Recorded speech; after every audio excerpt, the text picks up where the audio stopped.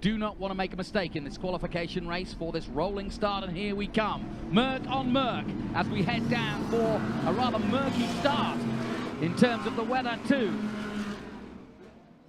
Here we come. It's been a good, clean formation lap, and we're racing at Macau. What a beautiful sound and what a beautiful sight here at Macau. Macau dives into third place and a tap to the wall for sure from one of the Mercedes, and I think, if I'm not mistaken, that wasn't Eduardo Mortara. Look at the Maro angle now. Look at that. I said there'd be 3 wide, and they are. And here comes the number 18 BMW in third place. It was a super start by Augusto Farfus. Absolutely rocketed off the line. Looked to find a space. He found a space as well. Up into 4th place. And really challenging for 3rd. He's got 3rd already. And Maro Engel takes the lead as they go through Lisboa for the first time. Is anybody going to get caught out by the famous corner that is? Ooh, Rosenquist just misses the Lisboa corner there, but they're all safely through. Super stuff by the Brazilian in the 18th BMW Art car. Maro Engel leads up into sector 2. Now this very, very tight. They're so wide, these cars, and the walls and the barriers get oh so close. They never look quite as close as when you've got GT cars racing, and in a single line they all go through. So a few little skirmishes, but pretty much everyone seems to have got away with this. Eduardo Mortara there in 2nd place, Augusto Farfus in 3rd, and Maro Engel from the inside of the 2nd row of the grid getting the best of the starts. And it was Daniel Juncadella who definitely came together with the wall in the number 50 Mercedes. If we go back and have a look at the replay, if they do show us that, as we go on board now, he definitely touched the outside wall of Reservoir Bend. Doesn't look as though there's major damage to the car, but we'll keep you informed as to whether... Oh, no! Oh, mayhem! And there's millions and millions and millions of dollars of damage here at the mighty Macau. And that is one of the worst GT accidents I've ever seen here. And in the place, the city that is a gamble, the lottery has absolutely come to an end. Right at the front of here is the 911, and you can see his frustration. Cars everywhere. Lucas de Grassi not even on the ground. Not on the tarmac. And not able to get out. Did anybody make it through? No hesitation in bringing out the red flag. Yes, they did, look. Course completely blocked. My goodness. My goodness. What were you saying as we walked across the bridge? Everything had been relatively clean so far today. Mm-hmm. I rest my valise. Goodness me. 4 cars come through. Wow. Into pit lane. Now, we don't know... well, let's have a look at what happened, first of all. We haven't seen what happened. Augusto Farfus in 3rd place goes through, and it's at police that they come together, and it's Juncadella who may well have been the cause, because Juncadella now backwards, and I think he had a damaged car anyway, but Juncadella is the car that's turned round. The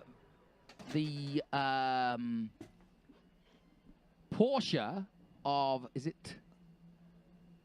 I'm trying to see who it was. I think it was Laurent Vantour. It is Laurent Vantour's car, There he is at the front. Yeah, Laurent Vantour came through, and all the drivers are out and having a word. But obviously, nobody happy. Lucas de Grassi in the middle of your picture there. 4 cars have got through. Only 4 cars. Well, yes, but I'm looking back at the 99 still of the Tom Blomqvist. He's involved. So is the number 5. It just depends. The shot is not as clear, but I can tell you a concertina effect, given that you're coming down Moorish Hill into this right-hander, could mean that literally the whole field has been affected in some way or another. And I can also assure you that we've got a long wait for the resumption of this one, folks. But if you've just tuned in and you've never seen the Macau Grand Prix, this is not bad driving. These are the very best drivers in the world. I can see that Felix Rosenquist is out of the car and okay. My first thought is that everybody's okay. Laurent Vantour taking a tour around his car.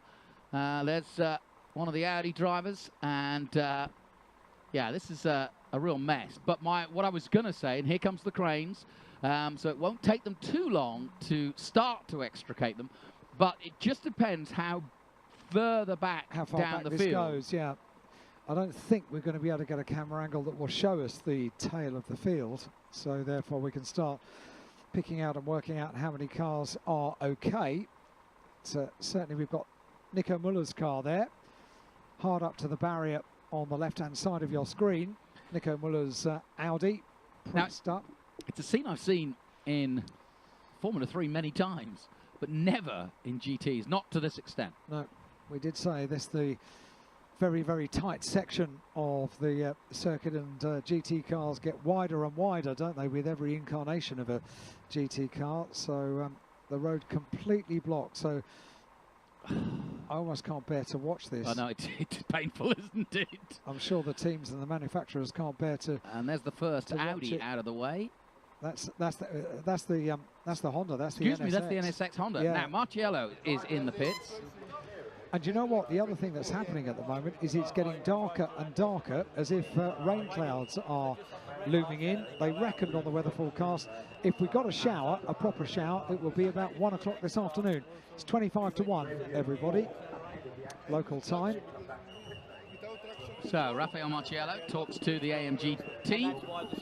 His first outing with this Mercedes crew at Macau in a GT car. And so far he's equipped himself pretty well. But now the tactics are going to go on, because amazingly, besides Juncadella, here's another look. So Farfus goes through in a third. There's Juncadella, basically, I think, the cause of the accident, unless Laurent Vantor was trying to go through on the inside. Yeah, which is a no-no. And it's only a guess. There's no room. It's only a guess. Look at this. As to what happened leading up to that.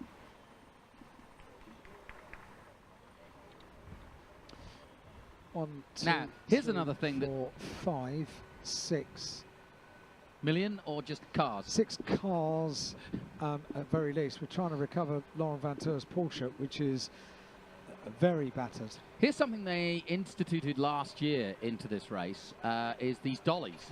They work really well. They do. They literally just pick the front of the car up, put them on the dolly, and then pull them away.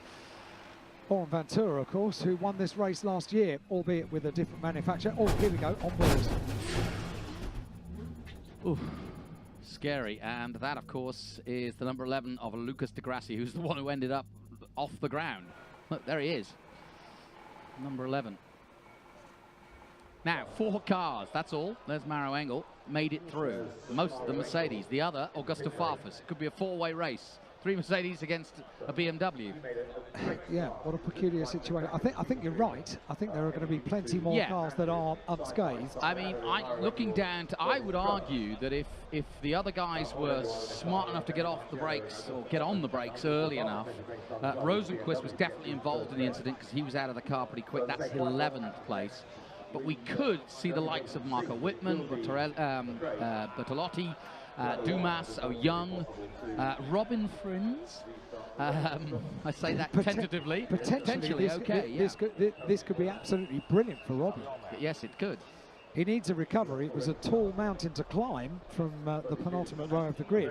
But with, obviously he wouldn't want it this way, but with a number of cars not able to take any kind of restart, then a number of places can be made up very, very swiftly. Good news, if there is that, if there is any good news from this, as they take Juncadela's car out of the way. So let's have a look at. Well, I'd like to see how Laurent Vantor approached this corner now. If you go on board with Laurent Vantor down the hill, the next is the right-hander, and you can see Mercedes of Juncadella is in front of him. Okay, he was unsighted, to be fair. I'm not putting any blame on him. Juncadella had already hit police bend by the time that Laurent Vantor came across him. And so no blame apportioned, I'm afraid, if I'm going to put any blame in right now, and I don't want to. Let's not. Let's not. Let's talk about the recovery some more, shall we? Yeah, we shall. But I'm not going to blame the 911. I'll say that, shall I? And absolutely, and very good to have the onboard shot. So we found out what happened leading up to what can only be described as a very upsetting scene, because now forklifts, cranes, flatbed recovery vehicles, it's all hands to the pump now to get the road clear. Imagine if you were a race fan and you'd never been to Macau and you were sort of saying, well, what's all the fuss about? Why do people get so excited about it? And then you witness that, you're like, oh, I get it now. It is interesting, and following such a a clean and untroubled race for the Formula 3 cars. This was mayhem. Yeah, unpredictable, really. I did wonder if we might be. So here we go. Here's a look down the pit lane at those not involved. One is Mauro Engel. That's the safety car, in fact, the driver of the FIA safety car for the WTCC. So he's actually not the driver of the car we're looking at, but that car we are looking at right here is Mauro Engel's car. And he's okay, and you can see not a drop of problems for him. And got a very good start. And interestingly, people putting hoods on and umbrellas up. We have rain, folks. It's really dark, really, really dark. And the wind's just got up, so I've got a feeling it is raining. What could possibly go wrong? Yes. As you can see, the number 48 car is fire and clean as a whistle. Eduardo Mortara is okay. And Augusto Farfus is A-OK. This is the next car you will see. Number 18, the Schnitzer BMW. And Charlie Lamb and the boys. So Farfus in and with a great chance of perhaps making it. He made a really good start, did Augusto. And yeah, you'll see a few drops on the camera now. There's Charlie Lamb chatting away down. It's Callum Ilott. Maybe he fancies his chances. He's asking him what the fuss is all about. And there is one Group M car. Do you think he's coming through to gloat? Probably, yes. We didn't have a red flag. Yeah, it's your problem. We saw Raphael already out of the car, but that's his car. So we literally have 4 unscathed cars in the pit lane. I've never seen anything like this in all my years. We're looking at Chaz Mostert's car being dragged back. The 4th of the BMWs, and I've just seen spots of rain on the camera lens as well. Let's have a look at some of the sort of highlights of that crash. And you can see Juncadella gets turned around, Vantoor's in it, several Audis, Lucas de Grassi's put into the sky because of it. The number 99, Tom Blomqvist, is stuck underneath. Here we go on board behind the 27, and a nasty, nasty picture for Lucas de Grassi. That was really not a pleasant sight. Luckily, not one of the fastest corners. There's Juncadella already in the wall, and I think he was pretty close to Mauro Engel. That might have been the problem. It looks as though the VLT Porsche of Daryl O'Young